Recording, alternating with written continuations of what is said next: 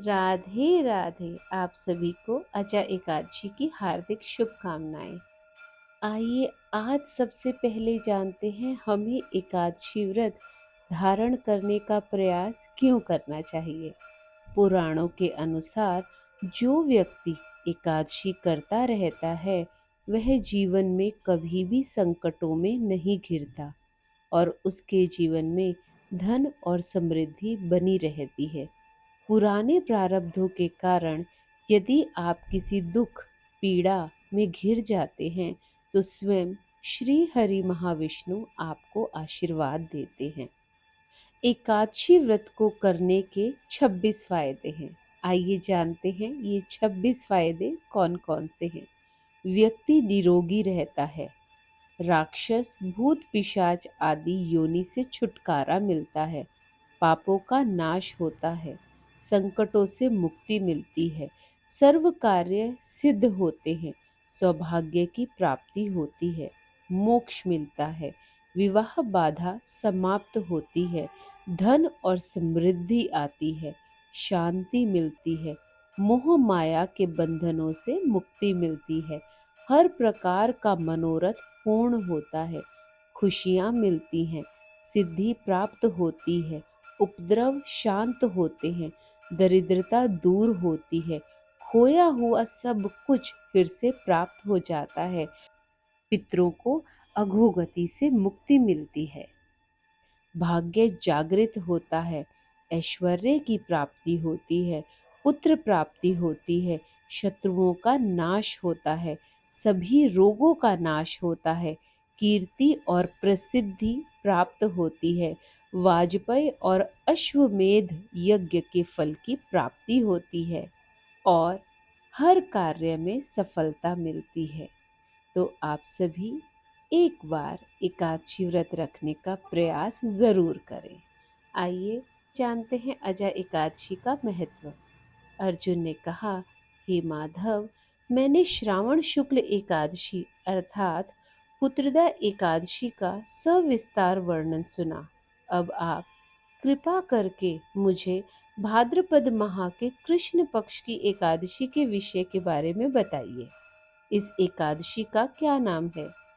इसके व्रत का क्या विधान है? इसका व्रत करने से किस फल की प्राप्ति होती है? ये सब कृपा करके मुझे बताइए। श्री कृष्ण कहने लगे, हे कुंती पुत्र, भाद्रपद माह के कृष्ण पक्ष की एकादशी को अजा एकादशी कहते हैं। इसका व्रत करने से सभी पाप नष्ट हो जाते हैं। इस लोक और परलोक में मदद करने वाली इस एकादशी व्रत के समान संसार में दूसरा कोई व्रत नहीं है। आइए अब सुनते हैं अजा एकादशी व्रत कथा। श्री कृष्ण अर्जुन से बोले, अब ध्यान पूर्वक इस एकादशी का महात्म्य श्रवण करो।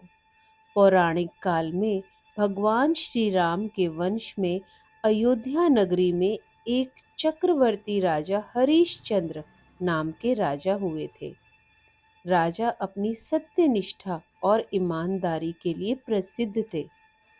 एक बार देवताओं ने इनकी परीक्षा लेने के लिए योजना बनाई।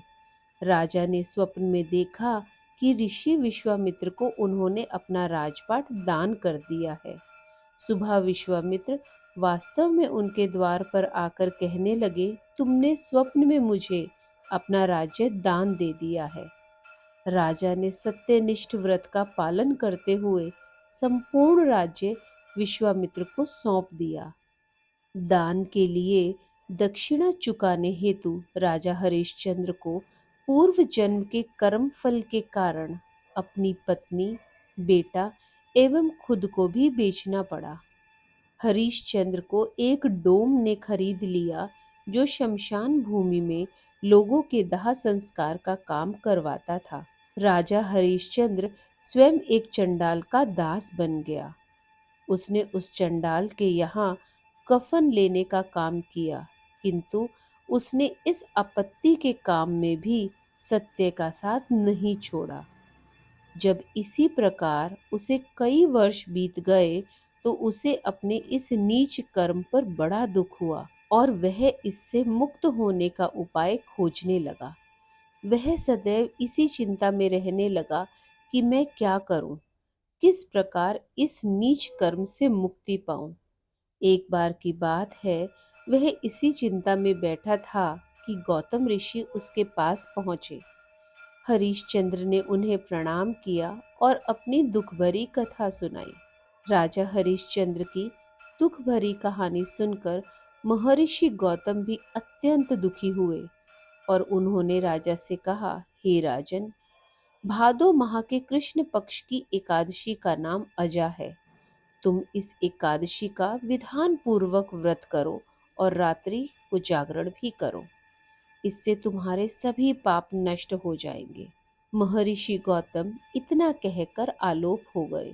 अजा नाम की एकादशी आने पर राजा हरिश्चंद्र ने महर्षि के कहे अनुसार विधान पूर्वक उपवास और रात्रि जागरण किया। इस व्रत के प्रभाव से राजा के सभी पाप नष्ट हो गए। उस समय स्वर्ग में नगाड़े बजने लगे और पुष्पों की वर्षा होने लगी। उन्होंने अपने सामने ब्रह्मा, विष्णु, महेश और देवेंद्र आदि देवताओं को खड़ा पाया। उन्होंने अपने मृतक पुत्र को जीवित और अपनी पत्नी को राजसी वस्त्र और आभूषणों से परिपूर्ण देखा। व्रत के प्रभाव से राजा को पुनः अपने राज्य की प्राप्ति हुई। वास्तव में एक ऋषि ने राजा की परीक्षा लेने के लिए यह सब कौतुक किया, परंतु अजा एकादशी के व्रत के प्रभाव से ऋषि द्वारा रची गई सारी माया समाप्त हो गई और अंत समय में हरिश्चंद्र अपने परिवार सहित स्वर्गलोक को गया। हे अर्जुन, यह सब अजा एकादशी के व्रत का प्रभाव था।